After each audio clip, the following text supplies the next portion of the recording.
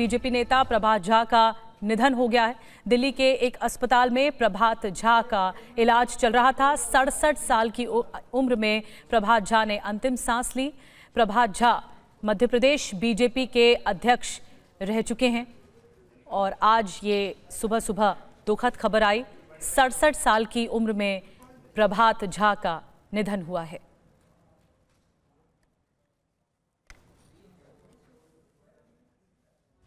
रुक करते हैं अगली खबर का। कांवड़ यात्रा रूट पर नेम प्लेट लगाने के केस में यूपी सरकार का जवाब। सुप्रीम कोर्ट में यूपी सरकार ने हलफनामा दिया। कानून व्यवस्था के लिए उठाया गया कदम, एहतियातन कदम उठाना कानून के तहत उचित।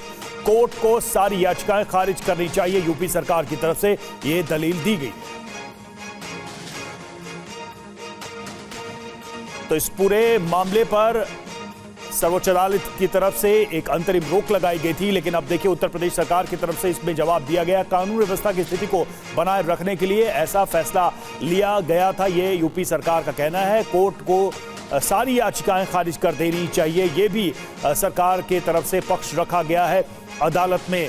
ये जो कदम उठाया गया, ये जो आदेश आया, ये एहतियातन कदम उठाया और कानून के तहत ये कदम उचित ठहराया गया है उत्तर प्रदेश सरकार की तरफ से। इस पूरे मामले में विवाद भी हुआ, राजनीतिक आरोप प्रत्यारोप हुए और मामला अदालत तक भी पहुंचा। जब ये फैसला लिया गया, पहले मुजफ्फरनगर जिले के लिए ये फैसला लिया गया और उसके बाद उत्तर प्रदेश के तमाम कांवड़ रूट पर भी ये फैसला लिया गया सरकार की तरफ से, जिसमें ये मामला अदालत तक पहुंचा और उसके बाद अदालत ने अंतरिम रोक लगाई। अब उत्तर प्रदेश सरकार की तरफ से भी इसमें अपनी दलील दी गई। चलिए खबरों का सिलसिला आगे बढ़ाते हैं, बात करते हैं आसमानी आफत की। उत्तर प्रदेश के लखीमपुर खीरी में सैलाब से तबाही देखने को मिल रही है और ये लगातार जारी है। लखीमपुर खीरी में नदी में कटान हो रहा है तेजी से। नदी में कटान से कई घर बह गए। शारदा नदी में समा गए हैं कई घर। खतरे से 110 से ज्यादा घर बताए जा रहे हैं और कटान के डर से खाली कराया गया है पूरा गाँव।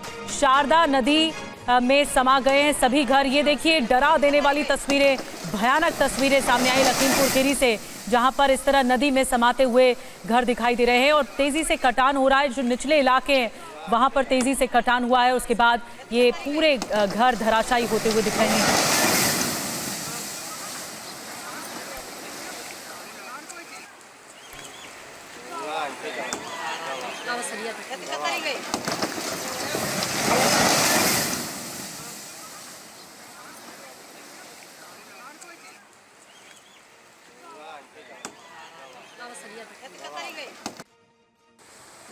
और आपको दिखा रहे हैं लखीमपुर खीरी से एक और तस्वीर, कैसे ये मकान धीरे धीरे शारदा नदी में समाता चला जा रहा है। महज 1.5 मिनट के अंदर पूरा का पूरा घर इस तरह समा गया। और आपको बता दें कि लखीमपुर खीरी का ही एक और वीडियो है, ये दूसरा वीडियो है, कैसे धीरे धीरे करके ये मकान नदी में गिरते चले जा रहे हैं। नदी में कटान की दहशत से पूरा गाँव खाली करा लिया गया है। जो घर बचे हुए हैं ग्रामीण उन्हें अपने हाथों से तोड़ रहे हैं। 100 से ज्यादा घरों में खतरा बना हुआ है।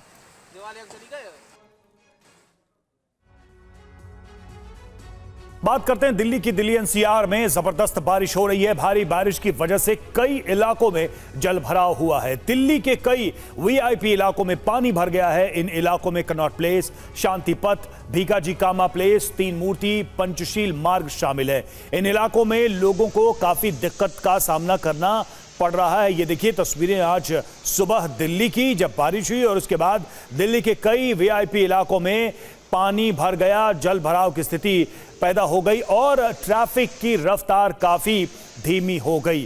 तो तस्वीरें हम आपको दिखा रहे, देखिए कनॉट प्लेस, शांतिपथ, तीन मूर्ति और पंचशील मार्ग, ये वीआईपी इलाके हैं। लेकिन यहां पर स्थिति कैसी है बारिश के बाद, आप देखिए सड़कों पर लबालब पानी भर गया है और गाड़ियों की रफ्तार सुस्त पड़ गई है इस बारिश के बाद से। और दिल्ली का तीन मूर्ति इलाका, अब तस्वीरें वहां से आपको दिखाते हैं। दिल्ली के इसी इलाके से संवाददाता अभिजीत ठाकुर की ये रिपोर्ट देखिए। दिल्ली के पंचशील मार्ग पर जलभराव के कारण आज यहां पर कई गाड़ियां फंस गई। आप देख सकते हैं सामने हम आपको ये तस्वीर दिखा रहे हैं किस तरीके से एक स्कूल बस जो है वो यहां पर ब्रेकडाउन हुई और उसकी वजह से यहां पर फंस गई। उसके बाद फायर की गाड़ी यहां पर आई और फायर के स्टाफ ने यहां पर स्कूल के बच्चों को रेस्क्यू करके बाहर निकाला है, जिनको कि अब किसी दूसरी गाड़ी से यहां से ले जाया जाएगा। आप देख सकते हैं कि इस मौके पर यहां पर फायर की टीम भी मौजूद है, गाड़ी भी मौजूद है। उसके साथ ही स्कूल बस आप देखिए जो कि काफी देर से यहां पर फंसी हुई थी, जिसके बाद बच्चों को यहां से बाहर निकाला गया है और उसके बाद अब वो दूसरे वाहनों से अपने आगे घर को जाएंगे। लेकिन आप यहां पर देखिए कि काफी देर से ये बच्चे यहां पर फंसे हुए थे। स्कूल के स्टाफ यहां पर मौजूद आपको दिखाई देंगे। फायर ब्रिगेड की जब गाड़ी यहां पर आई और उनकी टीम आई तो बच्चों को स्कूल बस के अंदर से निकाला गया। हालांकि अब यहां पर पानी का जो लेवल है वो धीरे धीरे कम होने लग गया है, लेकिन उसके बावजूद आज ये बच्चे स्कूल नहीं जा पाए क्योंकि इस पूरी की पूरी सड़क पे जलभराव हो रखा है और पंचशील मार्ग के ही इनका आगे स्कूल है, तो उसकी वजह से आज यहाँ पर किस तरह की परेशानी हुई ये तस्वीरें हम आपको सीधे सीधे दिखा रहे हैं कि फायर की गाड़ी को भी यहाँ पर आना पड़ा। दूसरी तरफ की तस्वीरें भी अगर हम आपको दिखाएं तो यहाँ पर एक और बस आपको यहाँ पर फंसी हुई दिखाई देगी जो कि दिल्ली पुलिस की बस है। ये भी ब्रेकडाउन हुआ क्योंकि यहाँ पर जलभराव था। और दूसरी तरफ अभी भी क्या स्थिति है जलभराव की वो आप देख लीजिए कि किस तरीके से एक मोटरसाइकिल सवार जो यहाँ पर आ रहे हैं उनकी गाड़ी बंद हो चुकी है और वो किसी तरीके से अपने मोटरसाइकिल को बाहर निकालने की कोशिश कर रहे हैं। तो ये पानी यहाँ पर ठहरा हुआ है और ये अभी पास नहीं हो पा रहा है, जिसकी वजह से तमाम परेशानियों का सामना लोगों को करना पड़ रहा है।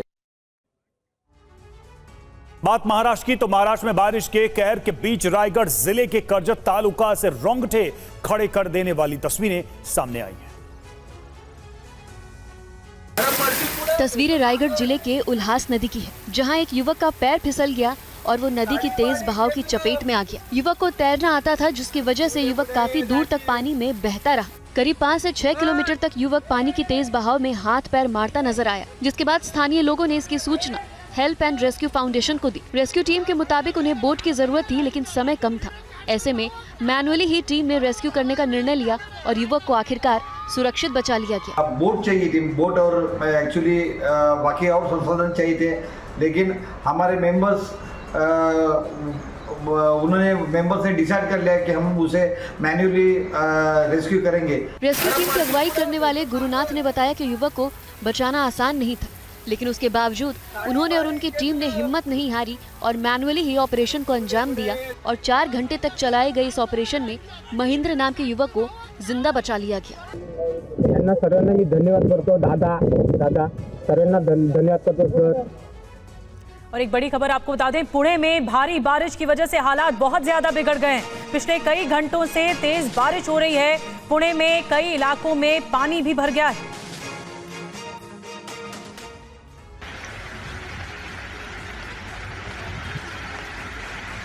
ब्रिज, सड़क, सोसाइटी, मेट्रो स्टेशन, हर तरफ बस पानी ही पानी है। पुणे शहर की ये तस्वीरें बता रही हैं कि यहाँ किस कदर बारिश हुई है। भारी बारिश के बाद पानी कई सोसाइटी तक पहुँच गया। पुणे में करीब 15 रिहायशी कॉलोनियाँ डूब चुकी हैं, जिसकी वजह से लोगों को घर तक छोड़ना पड़ रहा है। पुणे में कई लोगों का रेस्क्यू ऑपरेशन किया गया। रिहायशी इलाके में पानी भरने के बाद कई लोग फंस गए थे, जिसके बाद दमकल विभाग को इसकी सूचना दी गई। दमकल विभाग की टीम ने प्रभावित इलाकों में पहुंचकर नाव के सहारे बचाव अभियान चलाया। पुणे के एकता नगर में सेना ने मोर्चा संभाल लिया है। पुणे का एकता नगर पानी में डूबा हुआ है। पुणे के बवधान इलाके की सड़कें नाले में तब्दील हो चुकी है। शहर में कुदरत के कहर की दूसरी बानगी डूब चुके भीड़े ब्रिज की तस्वीरें बयां कर रही हैं। भीड़े ब्रिज पूरी तरह से डूब चुका है। बारिश और बाढ़ के पानी में डूबे पुणे की तस्वीर हैरान करने वाली है। कल पुणे के 4 अलग अलग जगहों पर 100 मिलीमीटर से भी ज्यादा बारिश दर्ज की गई। और खबर यह भी है कि मुंबई में आज भी होगी तेज बारिश। मौसम विभाग ने जारी किया है अलर्ट। कई इलाकों में जल भराव से परेशानी।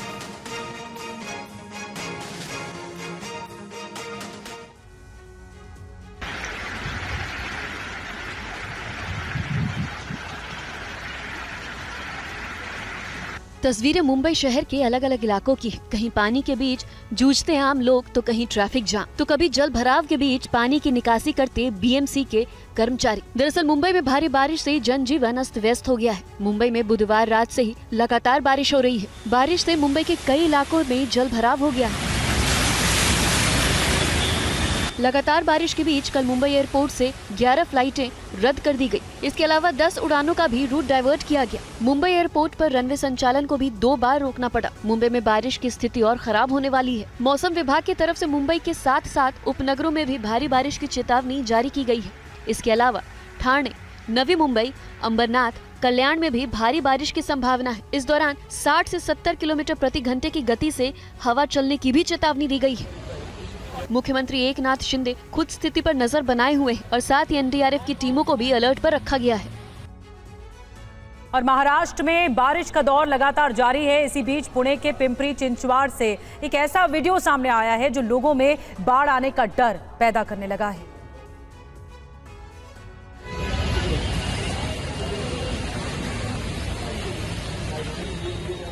हर तरफ पानी का बसेरा, मंदिर भी हुआ पानी पानी। पुणे में भारी बारिश के कारण मोरया गोसावी गणपति मंदिर लगभग डूब गया है। इस घटना को देखते हुए नगर निगम ने पावना नदी के किनारे रहने वाले नागरिकों को जल स्तर में अचानक वृद्धि के कारण सतर्क रहने के लिए कहा है।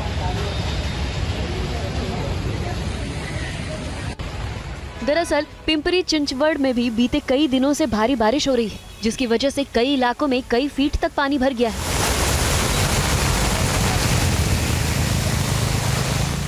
वहीं भारतीय मौसम विभाग ने आज पालघर, ठाणे, मुंबई, सिंधुदुर्ग, रायगढ़ और रत्नागिरी के कुछ इलाकों में भारी बारिश होने की चेतावनी जारी की है। पुणे में भारी बारिश के बाद डिप्टी सीएम अजीत पवार का बयान भी सामने आया है।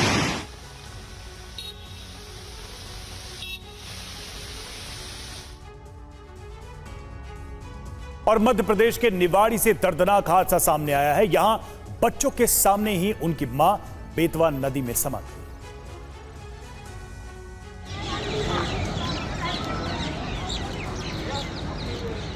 निवाड़ी में कल शाम दिल को झकझोर देने वाला हादसा हो गया। यहाँ एक मां अपने 3 बच्चों के सामने बेतवा नदी में समा गई।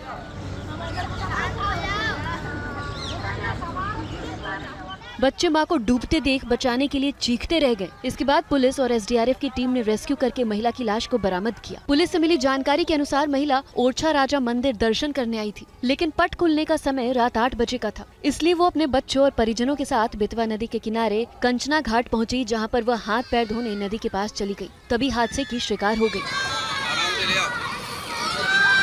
दरअसल नदी किनारे बरसात के कारण चिकनी मिट्टी का जमाव हो गया था। जैसे ही वो किनारे पर पहुंची, उसका पैर फिसल गया। जब तक वो अपने आप को संभालती, तब तक पानी की तेज बहाव में वो समा गई। पास में बैठे परिजनों ने लोगों को बचाने के लिए गुहार भी लगाई। मौके पर पहुंची होमगार्ड और एसडीआरएफ के जवानों ने रेस्क्यू शुरू किया। करीब 2 घंटे की खोज के बाद महिला के शव को नदी से बाहर निकाला गया।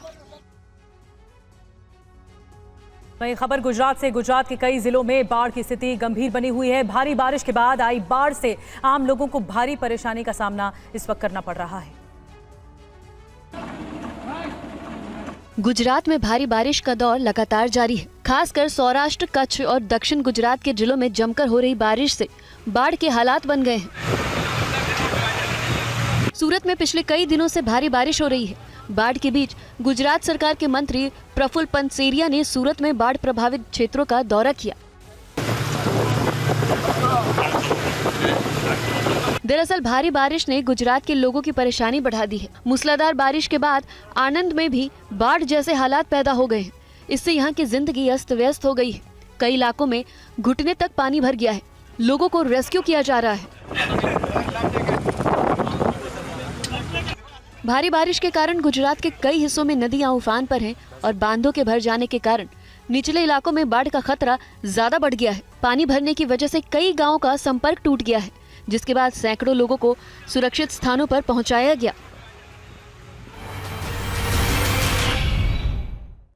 और इस वक्त की ब्रेकिंग न्यूज छत्तीसगढ़ से। छत्तीसगढ़ के कांकेर में हादसा हुआ है। पटरी पर गिरे पेड़ से टकराई ट्रेन।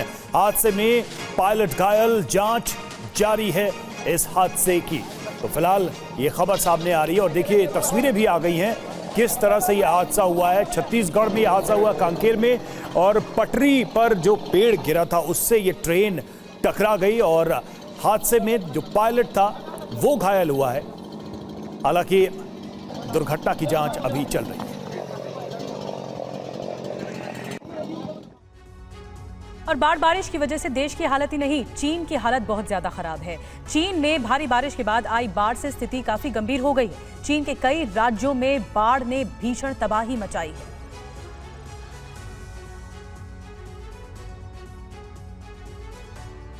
तस्वीरों से अंदाजा लगाया जा सकता है कि चीन के इन इलाकों में बाढ़ से हालात किस कदर खराब है। हर तरफ तबाही और बर्बादी की तस्वीरें नजर आ रही हैं। अभी भी काफी संख्या में लोग मलबों में फंसे हुए हैं। उत्तरी और दक्षिण पश्चिमी चीन में अचानक बाढ़ आने से लगभग 20 लोगों की मौत हो गई है।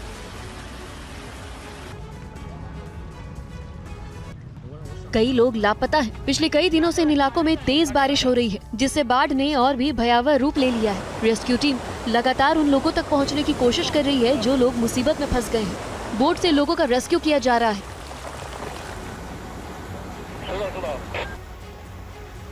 साथ ही सेना के जवान दूर दराज के इलाकों तक पहुंचने की कोशिश करते नजर आ रहे हैं। दरअसल बारिश के बाद आई बाढ़ से कई इलाकों का आपसी संपर्क भी टूट गया है। इस बीच राष्ट्रपति शी जिनपिंग ने हाई लेवल मीटिंग की और बचाव दल को निर्देश देते हुए हर संभव सहायता पहुंचाने के आदेश दिए।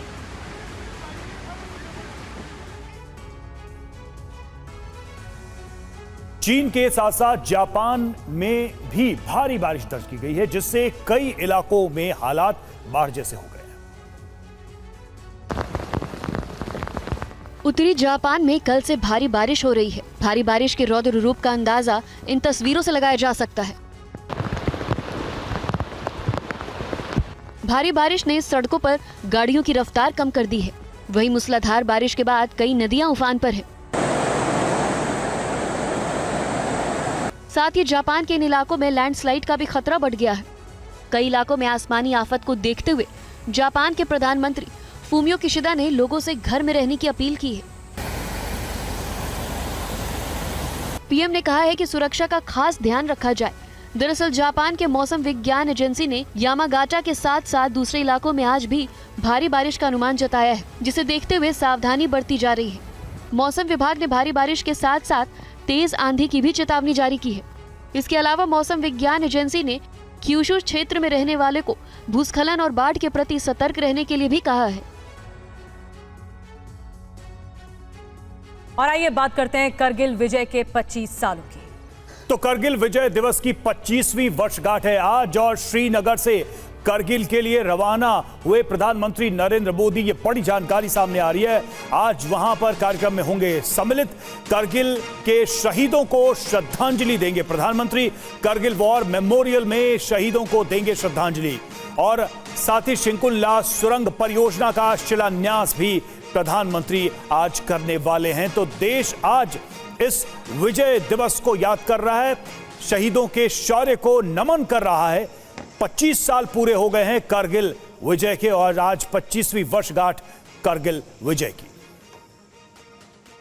और 25वीं वर्षगांठ है करगिल दिवस की, इसीलिए देश गौरवान्वित है। प्रधानमंत्री मोदी भी पहुंच रहे हैं। आपको एक साथ 5 तस्वीरें दिखा रहे हैं। शौर्य गाथा के 25 साल, शहीदों को श्रद्धांजलि अर्पित की जा रही है। पाकिस्तान को 25 साल पहले शिकस्त मिली थी और इसीलिए करगिल विजय के तौर पर भारत इसे अपनी जीत बताता है। बड़ी जीत रही। और इस बीच एक बहुत बड़ी बात यह कि जो सुरंग है शिंकुला सुरंग, 15,800 फीट पर ये सुरंग का शिलान्यास प्रधानमंत्री मोदी की ओर से किया जाएगा।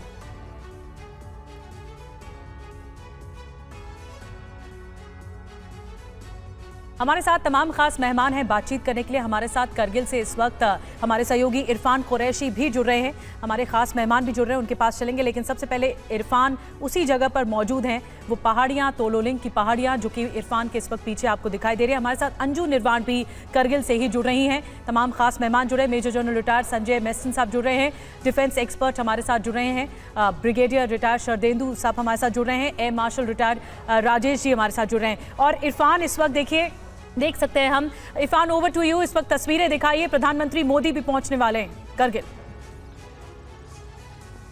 सीधी तस्वीरें TV9 भारत वर्ष पर आपको मैं एक्सक्लूसिव दिखाऊंगा। ये देखिए, आसमान में चॉपर बैक टू बैक उड़ते हुए 1 2 3 4 5 6 प्रधानमंत्री नरेंद्र मोदी द्रास करगिल पहुंच चुके हैं।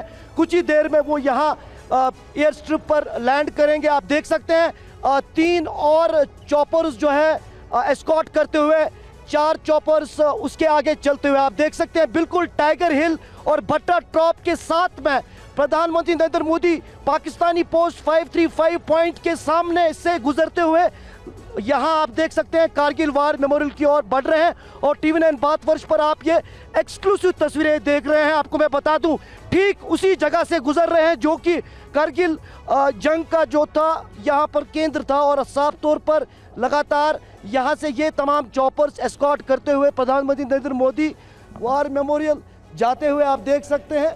और ये तस्वीरें आप TV9 भारत वर्ष पर सटीक देख रहे हैं और एक्सक्लूसिव तस्वीरें हैं। ये प्रधानमंत्री नरेंद्र मोदी आज 25वीं वर्षगांठ के मौके पर देश के उन तमाम वीर सपूतों को श्रद्धांजलि अर्पित करेंगे जिन्होंने देश के लिए अपना बलिदान दिया है। और इस तरफ मुर्तज़ा अगर तस्वीरें दिखाएं तो आप देख सकते हैं ये माशको घाटी है मेरे पीछे, जहां उस समय के पाकिस्तान के आर्मी चीफ परवेज़ मुशर्रफ आए थे और उसके ऊपर पीछे जहां हल्की सी बर्फ़ आपको दिख रही होगी ये है बत्रा टॉप, जहां विक्रम बत्रा ने देश के लिए बलिदान दिया था।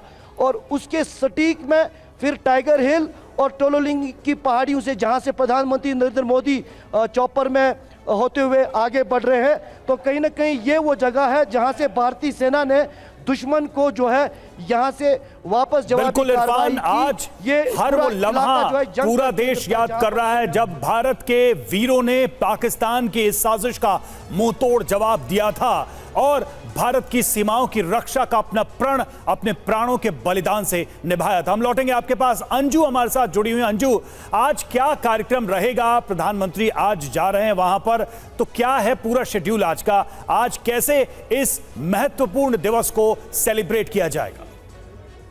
जी बिल्कुल रवि, मैं आपको बताना चाहूंगी कि इस वक्त मैं कारगिल वॉर मेमोरियल के अंदर मौजूद हूं और यहाँ पर थोड़ी देर में प्रधानमंत्री मोदी आएंगे और जो शहीदों को है श्रद्धांजलि देंगे।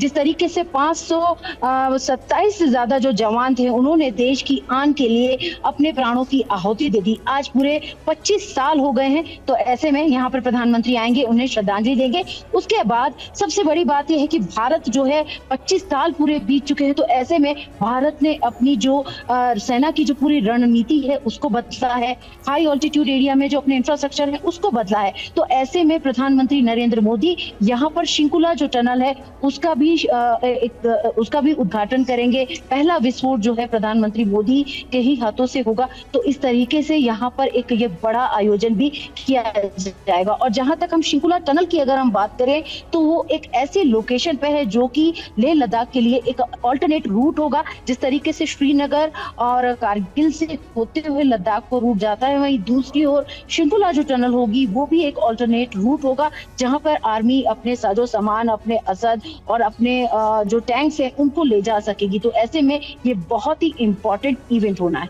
जी रवि, बिल्कुल। ब्रिगेडियर शरदेंदु जी हमारे साथ मौजूद हैं। शरदेंदु सर, हम ये तस्वीरें दिखा रहे हैं और एक तरह से इतिहास गवाह है। ये तस्वीरें हमारे खून में वो रोंगटे खड़े करती है जो बताती है कि हमारे वीरों ने कितनी मुस्तैदी के साथ खदेड़ा था पाकिस्तानी घुसपैठियों को। आप अगर याद करते हैं करगिल को, इस करगिल वॉर को, तो कैसे याद करेंगे 25 साल का ये स्वर्णिम इतिहास?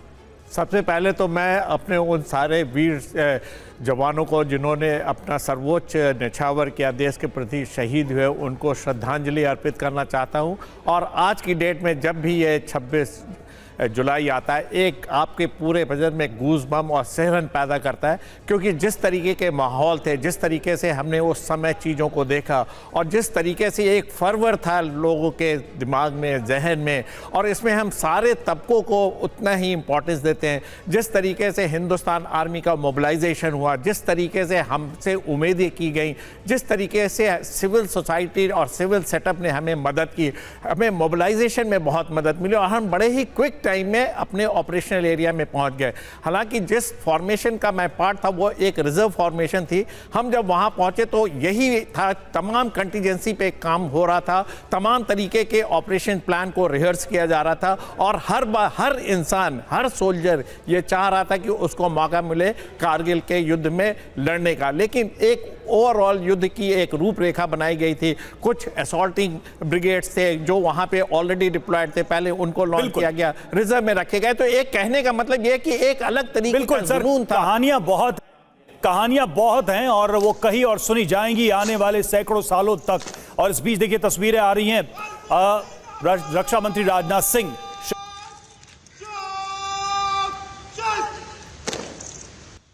तो तस्वीरें हम आपको दिखा रहे हैं, राजनाथ सिंह दिल्ली में वॉर मेमोरियल में और शहीदों को नमन कर रहे हैं। पूरा देश आज अपने वीर सपूतों को याद कर रहा है, सबके पास कुछ न कुछ कहने और सुनाने को है। संजय मेस्टन सर, आपके जहन में आज कौन सी कहानी घूम घूम कर वापस आ रही है? क्योंकि करगिल से जुड़ी जब भी बात आती है, विजय दिवस जब भी याद आता है, तो लोग 1999 के उन 2 महीनों की कहानियों में वापस लौट जाते हैं। देखिए, सबसे बड़ी कहानी जो याद आती है वो है भारतीय सेना के जो यंग ऑफिसर्स और खासकर जो जवान जिन्होंने इस देश के लिए अपना बलिदान दिया। वो एक मेरे दिमाग में और पूरे देशवासियों के दिमाग में हमेशा बैठता है, क्योंकि ये जो सेना की लड़ाई है और ये जो हमने जीत की है कारगिल की, ये सारा श्रेय जाता है यंग ऑफिसर्स और हमारे भारतीय सेना के जो बहादुर जवान और जूनियर कमीशन्ड ऑफिसर्स। साथ ही भारतीय सेना की जो गाथा है और इंडियन एयरफोर्स ने जो सपोर्ट दिया है ये लड़ाई में, वो बहुत ही बेहतरीन था। और मैं मीडिया का भी बताना चाहूँगा कि कारगिल वो युद्ध है जो हर घर में टीवी लोगों ने इस युद्ध को देखा, तो इस युद्ध ने लोगों को सेना के साथ जोड़ दिया और बताया कि क्या ये युद्ध है, क्यों ये युद्ध हो रहा है। नहीं तो आम तौर पे 71 की लड़ाई आज के लोगों को कुछ मालूम ही नहीं है। अगर उनसे ये भी पूछा जाए उस समय कौन थे सेना के अध्यक्ष, वो भी उनको नहीं पता रहता है। तो कारगिल की जो लड़ाई थी, इसको मीडिया ने जोड़ा और वहाँ के जो लोग हैं, कारगिल के लोग, क्योंकि मैं वहाँ उसी डिवीज़न में 3 डिवीज़न जो नेबरिंग डिवीज़न है वहाँ कर्नल जीएस था, तो मेरे को पता है कि वहाँ की जो लोग थे उन्होंने किस प्रकार सेना की मदद की। तो ये पूरा दिखाता है कि भारतीय देश एकजुट होकर लड़ाई कर रहा था। हर अंग, चाहे मीडिया हो, सेना का तो काम था ही, लेकिन वहाँ की जो जनता थी और इसमें जो हमारी डिप्लोमेटिक जीत हुई है, जो हमने एक डिप्लोमेटिक पहल किया था हर देश के साथ, खासकर पाकिस्तान को एक्सपोज करने के लिए वो किस तरह का देश है, टेररिज्म का इस्तेमाल करता है, और किस प्रकार उसने हमारे बहादुर ऑफिसर सौरभ कालिया, लेफ्टिनेंट सौरभ कालिया और कैप्टन भरद्वाज को टॉर्चर किया था। वो जो 5 जवान थे सौरभ कालिया साथ के साथ, वो लेफ्टिनेंट सौरभ कालिया के साथ इतनी खतरनाक तरीके से उन्होंने टॉर्चर किया, जो मेरे ख्याल एक और हम सबके दिल में बैठता है कि पाकिस्तान सेना वो सेना है जो सेना कहलाने योग्य ही नहीं है। जी, बड़ी बात मेस्टन साहब आपने कही। Air marshal retired Rajesh Kumar ji भी हमारे साथ हैं डिफेंस एक्सपर्ट के तौर पर। वीरता, राजेश जी, बलिदान, स्वाभिमान की जंग रही है। अगर युद्ध के इतिहास में देखें, जो करगिल युद्ध रहा, और सबसे बड़ी बात ये ऊंची चोटियों पर लड़ा गया, और ये सबसे विषम युद्ध भी था, सबसे मुश्किल युद्ध भी था, और उसमें हमारे वीर जवान कामयाब हुए। आप कैसे याद करते हैं करगिल युद्ध को, इन 25 सालों को?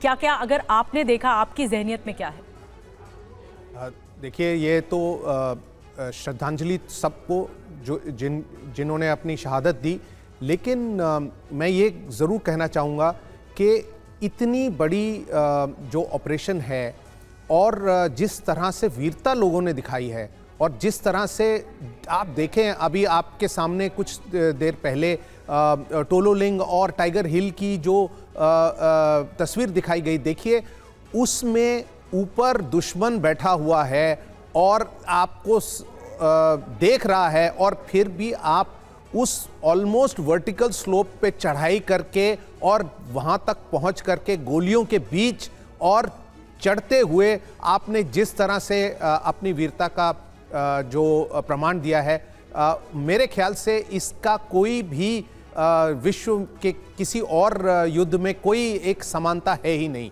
तो जो भारतीय जवान की जो वीरता है, उसकी गाथाएं मेरे ख्याल से कई सालों तक गाई जाएंगी, कई शताब्दियों तक गाई जाएंगी। और ये जो एयरफोर्स का इसमें जो रोल रहा है, शुरू में आप देखेंगे कि जिस तरह से एयरफोर्स ने पहले शुरू किया अपना मी-17 अटैक से और फिर मिग-21, मिग-27 के अटैक से, तो आप देखेंगे कि शुरू में हमें इतनी सफलता नहीं मिली।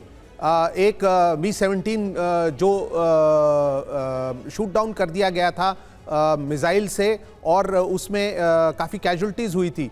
तो मेरे हिसाब से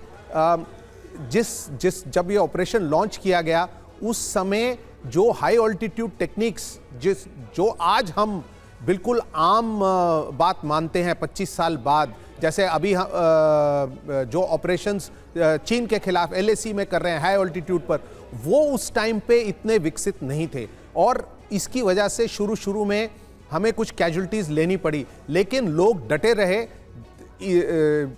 एयरक्राफ्ट शूट डाउन भी हुआ, फिर भी लोग डटे रहे और उन्होंने अल्टीमेटली सफलता प्राप्त की। बिल्कुल, और ये सारे अनुभव या ये जो यादें हैं, इन सबको जब हम एक बार मिलाते हैं तो आज की तारीख के दिन वो सब कुछ हमारे सामने आता है, हमारी आंखों के सामने आता है। और फिलहाल देखिए तस्वीरें भी हम आपको दिखा रहे हैं किस तरह से आज के समारोह की तैयारी चल रही है। आपको हेलीकॉप्टर्स हवा में उड़ते नजर आ रहे होंगे। प्रधानमंत्री नरेंद्र मोदी कुछ समय बाद वहां पर मौजूद होंगे, लेकिन उसके ठीक पहले की ये तस्वीरें हम आपको दिखा रहे हैं। कारगिल वॉर मेमोरियल पर इस समारोह की तैयारी 25 साल पूरे हो गए, 25वीं वर्षगांठ है कारगिल विजय की, और देश के लिए यह गौरव का पल है जब हमारे देश के वीरों ने भारत की सीमा की रक्षा के लिए अपने प्राण न्यौछावर किए और पाकिस्तान की एक बड़ी साजिश को नाकाम कर दिया। दुनिया के सामने पाकिस्तान को एक्सपोज भी किया गया। शरदेंदु सर, हर विजय की कहानियां होती हैं, लेकिन हर बड़ी सैन्य विजय के कुछ टेकअवेज भी होते हैं। कारगिल विजय मिलने के बाद हमें क्या सबसे बड़ी सीख मिली और आपने सबसे बड़े बदलाव सेना में क्या देखे? देखिए, कारगिल का युद्ध एक कॉपी बुक स्टाइल का युद्ध के रूप में जाना जाता है और तमाम विश्व की आर्मी इसको एज ए स्टडी के रूप में देखती हैं। किस तरीके से ट्रूप्स का मोबिलाइजेशन किया गया, किस तरीके से जो एक बड़ा ट्रेचरस टेरेन थी उसमें ऑपरेशन लॉन्च किया। शरदेंदु सर, माफ कीजिए, मैं आपको रोक रही हूँ, वहां से तस्वीरें तेजी से आ रही, मैं बस कुछ ही मिनटों में आपके पास फिर आऊंगी चर्चा के लिए। अंजू निर्माण ये तस्वीरें दिखा रही हैं जो द्रास वॉर मेमोरियल है, और अंजू अभी इस वक्त क्या चल रहा है वहां पर, कार्यक्रम कैसे आगे लीड करेगा? जी देखिए, मैं आपको यहाँ पर बताना चाहूंगी निधि, जिस तरीके से कारगिल वॉर मेमोरियल में अभी थोड़ी देर में प्रधानमंत्री नरेंद्र मोदी आएंगे, लेकिन उससे पहले यहाँ पर एक फ्लाई पास्ट किया गया, साथ ही साथ फूलों से वर्षा की गई और नमन किया गया उन वीर सपूतों को जिन्होंने देश की आन के लिए अपनी जान दी। लेकिन सबसे बड़ी बात यह है कि ये बेहद गौरव का भी पल है, क्योंकि भारत उस विजय को याद कर रहा है। 25 सालों का वो विजय जिसके बाद आज तक पाकिस्तान दोबारा भारत के खिलाफ सीधे तौर पर खड़े होने की ताकत नहीं जुटा पाया है। और भारत, कल का भारत और आज के भारत में एक अंतर मैं आपको यहाँ पे ये भी बताना चाहूंगी कि भारत ने अपने आप को बहुत आगे अपग्रेड किया है। हाई ऑल्टीट्यूड की ये पूरी लड़ाई थी, इस हाई ऑल्टीट्यूड की लड़ाई के लिए इंडियन आर्मी ने अपने जवानों को और ज्यादा अच्छी ट्रेनिंग दी है। और जिस तरीके से आपको बता दूं कि हाई ऑल्टीट्यूड ट्रेनिंग के लिए कई स्कूल्स भी खोले गए हैं। कारगिल के अंदर भी एक हाई ऑल्टीट्यूड ट्रेनिंग का स्कूल है जहां पर आर्मी के जवानों को तैनात किया जाता है ऊंची पहाड़ियों पर लड़ाई लड़ने के लिए। तो ये एक बड़ी चीज की गई। साथ ही साथ रणनीति में भी बहुत बदलाव किया गया, जिसका सबसे बड़ा जो प्रूफ है, आप समझ सकते हैं कि जो अभी हाल ही में LAC के पास चीन ने घुसपैठ करने की कोशिश की, वहां पे भी भारतीय सेना ने चीन को पटकनी दी और हमारी जो जवान है वो वहां पर भी एक अच्छी पोजीशन पर तैनात है।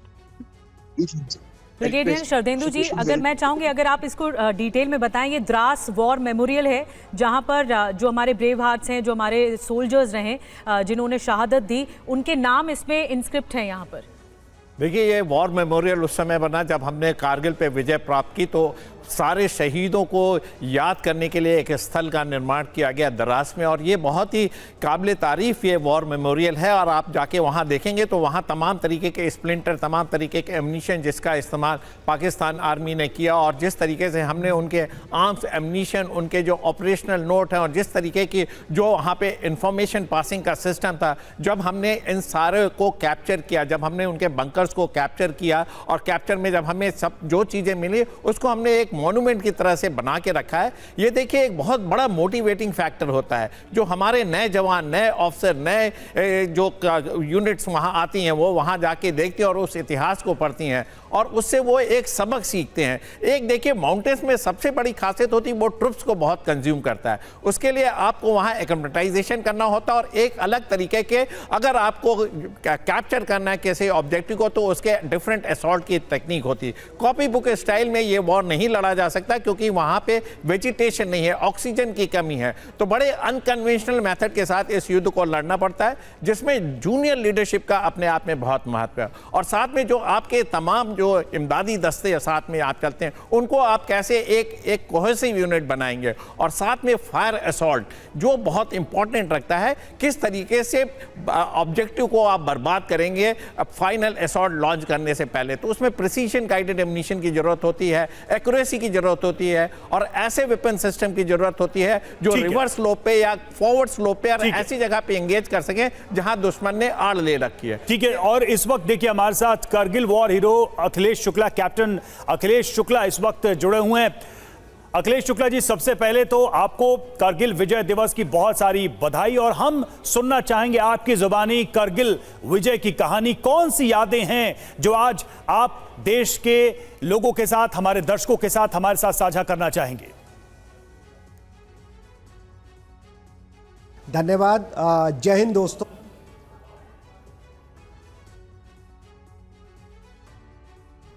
My name is captain Akhilesh Saxena. आज बहुत महत्वपूर्ण दिवस है हम सबके लिए। माफी चाहूंगा, क्योंकि मैं माफी चाहूंगा कैप्टन अखिलेश, अभी कुछ तस्वीरें आ रही हैं, वो हम दर्शकों को दिखा रहे हैं, फिर लौटते हैं आपके पास। प्रधानमंत्री नरेंद्र मोदी देखिए पहुंच चुके हैं आज विजय दिवस के समारोह में सम्मिलित होने के लिए। तस्वीरें वहीं से हम आपको दिखा रही हैं, सीधी तस्वीरें। शहीदों को नमन और श्रद्धांजलि करने प्रधानमंत्री नरेंद्र मोदी इस वक्त वॉर मेमोरियल पर। तो तस्वीरें लगातार हम आपको दिखा रहे हैं। प्रधानमंत्री मोदी शहीदों को श्रद्धांजलि देते हुए करगिल वॉर मेमोरियल में, द्रास वॉर मेमोरियल में प्रधानमंत्री नरेंद्र मोदी को आप देख रहे हैं। ये रजत जयंती उत्सव है जो कि बड़े स्तर पर मनाया जा रहा है। सिक्योरिटी की व्यवस्था हमने आपको पहले भी दिखाई। वॉर मेमोरियल में प्रधानमंत्री मोदी को आप देख रहे हैं शहीदों को श्रद्धांजलि देते हुए। और उसके बाद एक बहुत इंपॉर्टेंट प्रोजेक्ट जो कि शिंकुला टनल तो ये स्वर्णिम इतिहास रहा है करगिल युद्ध का। जब 1999 में करगिल का युद्ध हुआ, वो 2 महीने बहुत ज़्यादा विषम रहे हमारे जवानों के लिए। जब तोलोलिंग की पहाड़ियाँ, टाइगर हिल की पहाड़ियों पर जाकर उन्होंने युद्ध लड़ा पाकिस्तान के घुसपैठियों के साथ, पाकिस्तानी आतंकियों के साथ। कैप्टन अखिलेश और ज़्यादा गवाह रहे। अखिलेश सक्सेना, कैप्टन अखिलेश सक्सेना जो कि करगिल युद्ध के हीरो रहे, वो अपनी जबान से बताएंगे कि किस तरह का ये युद्ध रहा जो कि सबसे ऊंची चोटियों पर रहा गया। और शायद वर्ल्ड के युद्ध में या वर्ल्ड के वॉर में ये सबसे पहला युद्ध था जो ऊंची चोटियों पर लड़ा गया। कैप्टन अखिलेश, आप बता सकते हैं कि वो वक्त कैसा रहा होगा, क्योंकि आप उसके गवाह रहे हैं, आपने वो देखा है। बिल्कुल। सबसे पहले मैं अपने देशवासियों को कारगिल विजय दिवस की बहुत शुभकामनाएं देना चाहूँगा, क्योंकि आज का जो दिन है वो हमारे लिए एक बहुत गौरव का दिन है। हमने एक ऐसी जीत हासिल की थी जहाँ से हमारे जीतने के चांसेस 1% भी नहीं थे।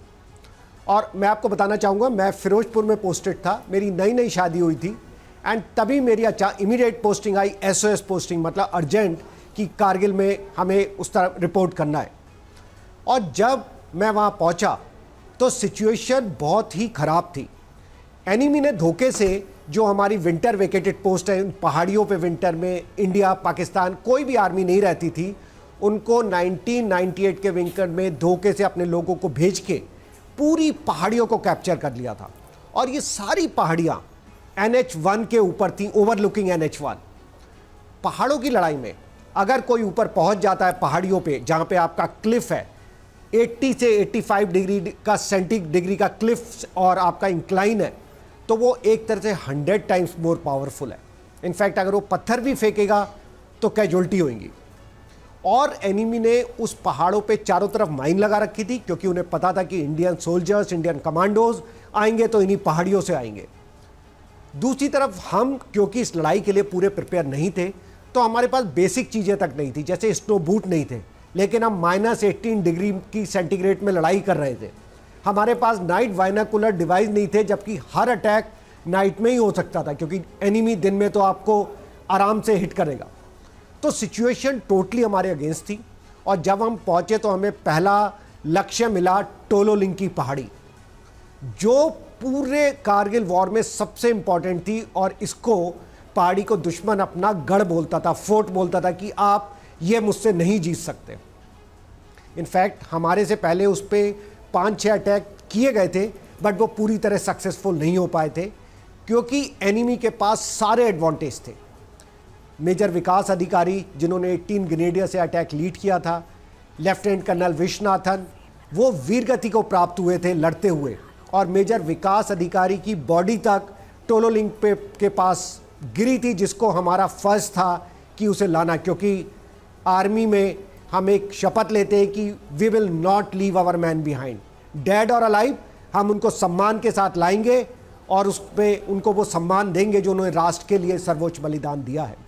तो बहुत डिफ़िकल्ट कंडीशन थी, और कर्नल रविन्द्रनाथ जो हमारे सीओ थे 2 राजपूताना राइफल के, मैं आर्टिलरी का चार्ज लीड कर रहा था, और उन्होंने मुझे बोला कि इस बार हमें ये जीत के दिखाना है जी। और उसके लिए हमें आर्टिलरी का सपोर्ट चाहिए होगा, हमें दुश्मन के ऊपर इतनी गोलाबारी करनी है कि जब हमारे कमांडोज ऊपर चढ़ रहे हों तो दुश्मन हमारे ऊपर गोली उनके ऊपर ना चला सके।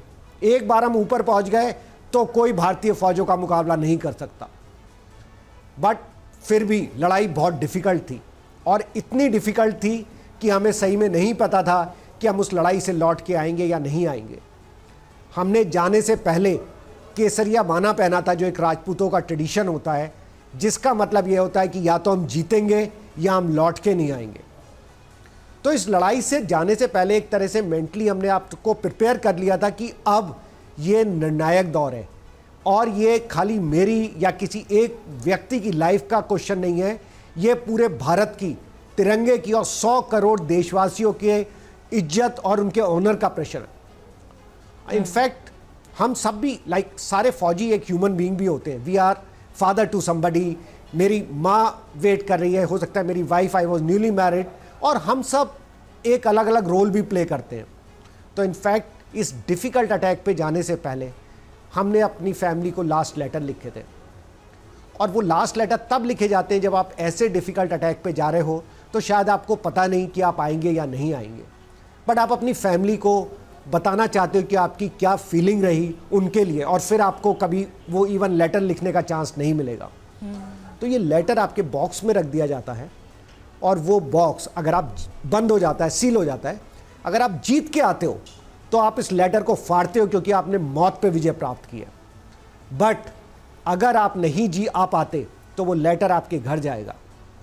जैसे उस मेरे लेटर में, जो मैंने 3 लेटर लिखे थे अपने मदर, फादर और अपनी वाइफ को, तो मैंने लिखा था मदर को कि माँ, मैं तुम्हारा ध्यान रखना चाहता था, जब तुम लोग व्हेन यू ग्रो ओल्ड तब मैं आपकी देखभाल कर सकूं, आपकी हिफाजत कर सकूं, एक अच्छा बेटा बनना चाहता था, बट शायद मैं अपनी ड्यूटी में फेल होऊंगा, क्योंकि जब आपको मेरी ज़रूरत होगी बुढ़ापे में तब मैं नहीं होऊंगा।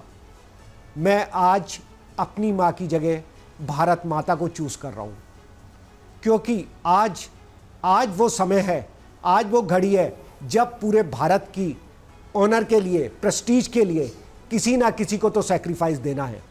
और आई थिंक हम लोगों को इस बात का बहुत गर्व है कि हम इस सैक्रिफाइस के लिए और इस लड़ाई के लिए हमें चुना गया है।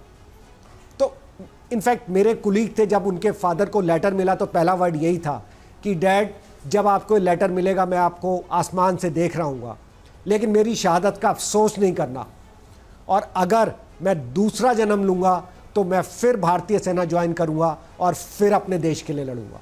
तो आप समझ सकते हैं कि कितना जोश और क्या प्रतिज्ञा हमने ली थी कि किसी भी हद तक जाके हम ये जीत के दिखाएंगे। तो 12 जून को हमने ये अटैक लॉन्च किया था। इनफैक्ट हमने अपने बैग से खाने पीने सारा सामान निकाल दिया था, केवल आर्म्स एंड अम्यूनिशन कैरी किए थे, क्योंकि हम 2 या 3 दिन भूखे तो रह सकते हैं, बिना पानी के तो रह सकते हैं, लेकिन अगर मेरी गोली ख़त्म हो गई लड़ाई के बीच में तब तो जीत के चांस ख़त्म हो जाएंगे। तो बहुत डिफ़िकल्ट लड़ाई थी, और लगातार हम लोग चढ़ते रहे, दुश्मन भीषण गोलाबारी कर रहा था। हम लोगों में भी आर्टिलरी का मैसिव फायर दुश्मन के ऊपर डाला, जिसमें 120 बड़ी आर्टिलरी की गनें, और आर्टिलरी के एक गोला लगभग 42 केजी का होता है, वो हमने एनिमी के ऊपर कंटिन्यूसली फायर जारी रखा, और तभी बंद किया जब हमारे कमांडो और हम लोग एनिमी के बहुत पास तक पहुंच गए थे। और फाइनली हमने 13 जून को टोलोरिंग के ऊपर तिरंगा लहरा दिया। वो पूरी कारगिल की लड़ाई में एक निर्णायक दौर था। टोलो लिंक की पीक को turning point of the Kargil war कहा जाता है और शायद वो मेरे जीवन का सबसे बड़ा अचीवमेंट था। उसके बाद मैं 3 और अटैक में गया, 2 और अटैक में गया, टोटल 3 अटैक में। कॉर्पोरेट में बहुत हासिल करी सक्सेस, बट शायद जो भी वो सक्सेस थी उससे बढ़ के लाइफ में कुछ नहीं था। वो जो पल था वो यादगार है, बट हाँ कुछ आंसू भी थे उस गर्व के साथ, क्योंकि हमने अपने जैसे ब्रदर जैसे ऑफिसर मेजर विवेक गुप्ता और अपने जवानों का बलिदान दिया था उस जीत को पाने के लिए। बिल्कुल, ये जो कहानियां आपने बताई दरअसल किसी भी भारतीय को गर्व से भरेंगी और आप सभी के प्रति हमारे दिलों में जो सम्मान है उसको और बढ़ाएंगे। और इस बीच देखिए तस्वीरें भी सामने आई हैं जो हम आपको दिखा रहे हैं। लगातार वॉर मेमोरियल से प्रधानमंत्री नरेंद्र मोदी शहीदों को नमन करते हुए, आज हर भारतीय के लिए तो गर्व का विषय है, लेकिन प्रधानमंत्री की ये उपस्थिति और यहां पर इस कार्यक्रम में उनका शरीक होना, देखिए हाथ जोड़कर वो परिक्रमा कर रहे हैं इस वॉर मेमोरियल को। ये भी एक अपने आप में महत्वपूर्ण तस्वीर है जब भारत की जो टॉप लीडरशिप है वो भी अपने जवानों के प्रति आगाध प्रेम और श्रद्धा और सम्मान रखती है, क्योंकि सभी को पता है कि यह देश की रक्षा के लिए दिया गया सर्वोच्च बलिदान है जिसका कोई मोल नहीं और जिसकी कोई तुलना नहीं। अंजू निर्वाण हमारे साथ इस वक्त वहीं से मौजूद है वॉर मेमोरियल से। अंजू, इस वक्त क्या हो रहा है वहां पर? प्रधानमंत्री की हम तस्वीरें देख रहे हैं, उन्होंने श्रद्धांजलि अर्पित की है शहीदों को। जी बिल्कुल, देखिए यहाँ पर मैं आपको बताना चाहूंगी कि प्रधानमंत्री नरेंद्र मोदी जो है वॉर वेटरन से यहाँ पर मिले हैं। उसके बाद उन्होंने यहाँ पर जो है अमर ज्योति पर जो शहीद हमारे कारगिल युद्ध में हुए उनको नमन किया, उनको श्रद्धांजलि दी। यहाँ पर एक वॉल लगाई गई है, उस वॉल में उन तमाम 527 से ज्यादा जवानों के नाम अंकित हैं जिन्होंने कारगिल युद्ध में देश के लिए शहादत दी। इसके बाद मैं आपको बता दूं कि यहाँ पर वो थोड़ी देर में जो वॉर के समय जो एक हथियारों का जो पूरा एक डिस्प्ले है पुराने हथियारों का, उस डिस्प्ले को देखेंगे और उसके थोड़ी देर बाद शिंकुला टनल का जो है वो उसका जो है उद्घाटन किया जाएगा, उसकी नींव रखी जाएगी। एक तरीके से जो पहला विस्फोट होगा वो प्रधानमंत्री के हाथों से होगा। लेकिन ये बेहद जो पल है पूरे देश को गौरव से भर देने वाला है, क्योंकि 25 बरस हो गए हैं और ऐसे में इंडियन आर्मी ने एक बहुत बड़ी जीत दर्ज की थी। वायुसेना का भी उसमें बहुत बड़ा योगदान था। ऑपरेशन विजय और ऑपरेशन सफेद सागर जो था वो बेहद महत्वपूर्ण था और एक तरीके से पूरे गेम चेंजर था। जिस तरह से हमारे सहयोगी भी बता रहे हैं कि किस तरीके से ये पूरा युद्ध लड़ा गया और एक ऐसा युद्ध, निर्णायक युद्ध लड़ा गया जिसके बाद से भारत ने अपनी जो रणनीति है आर्मी को लेकर उसमें भी बहुत बदलाव किया। अपने जो हथियार हैं उसको भी लगातार अपग्रेड कर रही है। अगर हम मेक इन इंडिया स्कीम की बात करें तो अभी की जो सरकार है वो इस चीज को भी बढ़ावा दे रही है कि भारत में सबसे ज्यादा हथियारों का निर्माण हो, निर्भरता विदेशों पर कम हो और इस तरीके से लगातार काम किया जा रहा है। सड़कों का निर्माण किया जा रहा है, टनल्स का निर्माण किया जा रहा है ताकि बॉर्डर्स एरिया में हमारी जो फोर्सेस हैं वो और भी ज्यादा मजबूत। जी बिल्कुल अंजू जानकारी दे रही है, जितने भी बटालियन वहां पर मौजूद थे जब करगिल युद्ध हुआ उस वक्त की जब जो वॉर वेटरन है उनसे मुलाकात कर रहे हैं प्रधानमंत्री मोदी। और साथ ही जो वॉल बनाई गई है वहां पर एक दीवार बनाई गई है जिसमें करगिल युद्ध के जो हीरो रहे, जिन्होंने शहादत दी, जो लोग भी करगिल युद्ध में गए, उस युद्ध के जितने भी नायक हीरो रहे उनके सबके नाम बटालियन के साथ मौजूद हैं। नमन कर रहे हैं प्रधानमंत्री मोदी। हर तस्वीर इस वक्त द्रास से आपको हम दिखा रहे हैं। और कैप्टन अखिलेश सक्सेना, क्योंकि आप जब बोल रहे थे तो वाकई ये मामला ऐसा है कि सब जानना चाहते हैं कि करगिल युद्ध के दौरान क्या हुआ होगा, हमारे हीरो ने कैसे वो लड़ाई लड़ी ऊंची ऊंची चोटियों पर, तोलो लिंक की और टाइगर हिल पर। लेकिन एक बात मैं जानना चाहती हूँ, ये 6000 से 18000 फीट पर लड़ाई लड़ी गई थी, तो क्या उस वक्त बंकर बनाना हमारे जवानों के लिए आसान था? कैसे जाकर बंकर बनाए, क्योंकि ये पता था कि ऊंची चोटियों से जो पाकिस्तानी आतंकी हैं वो लगातार नीचे की ओर फायरिंग कर रहे हैं। तो उस समय हमने कोई बंकर नहीं बनाए, क्योंकि अगर आप देखिए जो वो पहाड़ियाँ थी उन पहाड़ियों के ऊपर, क्योंकि वो विंटर वेकेटेड पोस्ट थी, लेकिन समर में इंडियन आर्मी और पाकिस्तान आर्मी वहाँ रहती थी और विंटर में दोनों आर्मी नीचे आ जाती थी। तो पाकिस्तान की आर्मी ने विंटर ऑफ 1998 में धीरे धीरे ऊपर चढ़ना शुरू किया और उन्होंने अपने बंकर जो उनकी साइड थे वो तो कैप्चर किए, बट वो इंडियन साइड भी आ गए और उन्होंने जो इंडियन बंकर्स बने हुए थे उसको लेके उसको थोड़ा मॉडिफाई किया, क्योंकि उस समय जो उसके हथियारों का रुख था पहले पाकिस्तान की तरफ था, बट उन्होंने उसमें थोड़ा चेंज करके उन्हीं को यूज़ किया और कुछ नए बंकर्स भी बनाए और उनके अंदर छुप के उन्होंने बस अपने हथियार उससे बाहर जाए, जो उनके बंदूक की नली थी वो हमारी तरफ सारा रुख कर दिया और वहाँ पे रहे। इंडियन आर्मी ने कोई बंकर नहीं बनाया, क्योंकि इंडियन आर्मी को ऊपर चढ़ना था उन पहाड़ों पे और उन बंकरों पे दोबारा कब्जा करना था। बिल्कुल, तो हमारे पास बंकर बनाने का टाइम भी नहीं था। बस बिल्कुल ऐसा कहा जाता है कि धारा के विपरीत चलना मुश्किल होता है, लेकिन आप लोग गोलियों की बौछार के विपरीत ऊंचाई पर चढ़ रहे थे। संजय मेस्टन सर, एक चीज मैं समझना चाहूंगा। एक बात आपने शुरू में कही कि पाकिस्तान की सेना, ऐसा लगता है वो सेना ही नहीं है, वो कोई भीड़ है हमलावरों की, बर्बर लोगों की। जब हमने ये देखा कि पाकिस्तानी अपने फौजियों की डेड बॉडीज छोड़ के भाग गए, बहुत सारे वहाँ के पाकिस्तानी सेना के जो ऑफिसर्स थे उनकी डेड बॉडीज यहीं रह गई, उसको भारत ने लौटाया भी। तो ये जो अंतर है ये कितना बड़ा है और ये क्या दुनिया ने देखा कि एक भारत की आर्मी है और एक पाकिस्तान की सेना है। पाकिस्तान किस तरीके से एक लूज कंट्री, एक लूज आर्मी को लीड करता है और भारत कैसे एक डेडिकेटेड और प्रोफेशनल आर्मी को लीड करता है। बिल्कुल, भारतीय सेना एक बहुत ही प्रोफेशनल आर्मी है, बहुत स्ट्रॉन्ग लीडरशिप है, हमारी जो जूनियर लीडरशिप है और जो जवान है, क्योंकि अभी 40 साल सेना में रह के मैंने तो यही देखा है कि जो हमारा भाईचारा होता है, आपसी संबंध होते हैं, एक जो जज्बा होता है, जुनून होता है, वो मेरे ख्याल बहुत ही अव्वल दर्जे का है। और मैं ऐसे अपॉइंटमेंट्स में रह चुका हूँ भारतीय सेना में, फॉरेन डिवीज़न में था कि कई सेना अध्यक्ष आते थे अमेरिका के, इजराइल के, भारतीय सेना में, और वो बोलते थे भारतीय सेना से बहुत कुछ सीखने को है। हमारी जो रेजिमेंटेशन है, आपने देखा ये अफसर जो कैप्टन अखिलेश बोल रहे थे, राजपुताना राइफल्स के थे, मैं महार रेजिमेंट का हूँ। तो ये जो एक हमारी रेजिमेंट होती है, रेजिमेंटेशन, इसके लिए जवानों में इतना जोश और जज्बा होता है कि ये एक दूसरे के लिए ऑफिसर और जैसे और जवान के बीच में एक फ़र्क ही नहीं लगता है। अब बात करते हैं पाकिस्तान आर्मी की। पाकिस्तान आर्मी वो आर्मी है जो एक्चुअली वहाँ पर अपने देश को आगे पीछे छोड़ के आगे कहीं चली गई है, जिसका एक ही मुद्दा है कि हिंदुस्तान को कैसे ब्लीड करना। और इसीलिए वो वहाँ पर वो सेना वो वहाँ पर लैंड लेती है, बिजनेस करती है, सब कुछ करती है, गलत काम करती है, क्योंकि वो एक अपने जो आम जनता है उसको वो सच नहीं बताती है और अपने नेताओं को गुमराह करके वहाँ पाकिस्तान सेना ने हमेशा कब्जा करके रखा है। आर्मी रूल, जनरल जियाउल हक वगैरह आप देख लिए।